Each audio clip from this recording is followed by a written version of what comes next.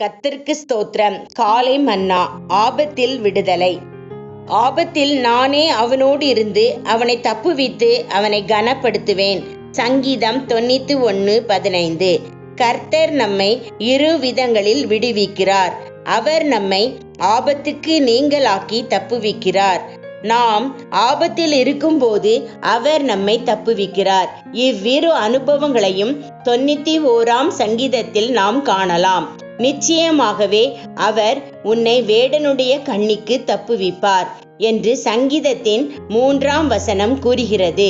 உண்மையில் கர்த்தர் நம்மை ஆபத்துக்கு நீங்களாக்கி தப்புவிப்பது அல்லது ஆபத்துக்கு விலக்கி பாதுகாப்பது குறித்தே இச்சங்கீதத்தின் 1ஆம் வசனம் முதல் 14ஆம் வசனம் வரை அனைத்து வசனங்களும் கூறுகின்றன.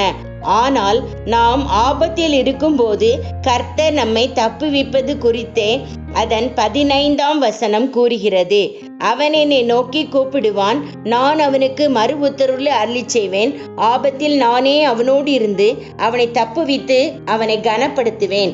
தேவன் நம்மை ஆபத்துக்கு நீங்களாக்கி தப்புவிப்பதற்கும் நாம் ஆபத்தில் அகப்பட்டிருக்கும் போது அவர் நம்மை தப்புவிப்பதற்கும் இடையே உள்ள வித்தியாசம் யாது?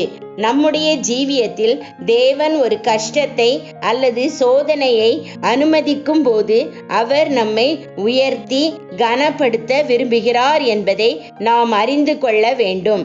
ஆபத்தில் நானே அவரோடு இருந்து அவனை தப்புவித்து அவனை கனப்படுத்துவேன். விடுதலையோடு கூட ஒரு ஆவிக்குரிய பதவி உயர்வு வருகிறது. சாத்ராக், மேஷாக், ஆபேத்நேகோ ஆகியோர் அக்கினிக்கு நீங்களாக தப்புவிக்கப்படாமல் அக்கினிக்கு உள்ளிருந்து தப்புவிக்கப்பட்டனர். அவர்கள் அக்கினிக்குள் தூக்கி எறியப்பட்டனர். அவர்கள் அக்கினிக்குள் தூக்கி எறியப்பட்ட பின்னரே தேவன் அவர்களை தப்புவித்தார். பின்பு ராஜா சாத்ராக், மேஷாக், ஆபேத்நேகோ என்பவர்களை பாபிலோன் தேசத்திலே உயர்த்தினான். தானியேல் 3:30. தேவன் தானியேலை சிங்கங்களின் கெபிக்கு நீங்களாக்கி தப்புவித்திருக்கலாம். ஆனால் அவர் அவனை அதற்கு உள்ளே தூக்கி எறியப்படும்படி அனுமதித்துவிட்டு அதன் பின்பு அந்த ஆபத்தில் அவனை பாதுகாத்து தப்புவித்தார். அவன் தப்புவிக்கப்பட்ட பின் ராஜா அவனை மிகவும் அதிகமாக கனம் பண்ணி, தானியேலின் தேவனே, எல்லாருக்கும் சேவித்து பணிய வேண்டிய மெய்யான தேவன் என்று பறைசாற்றுவித்தான். யோசேப்பு குழிக்குள்ளும் சிறைசாலைக்குள்ளும் தள்ளப்பட்டான். ஆனால் பின்பு அவன் கனப்படுத்தப்பட்டு எகிப்து தேசத்தை முழுமைக்கும் அதிகாரியாக உயர்த்தப்பட்டான். மொர்தெகாய் கடுமையான கஷ்டத்துக்கு உள்ளாகி இருந்தான். அவனுடைய ஜனங்கள் எல்லாரும் ராஜாவின் கட்டளையின் பேரில் கொல்லப்படவிருந்தனர்.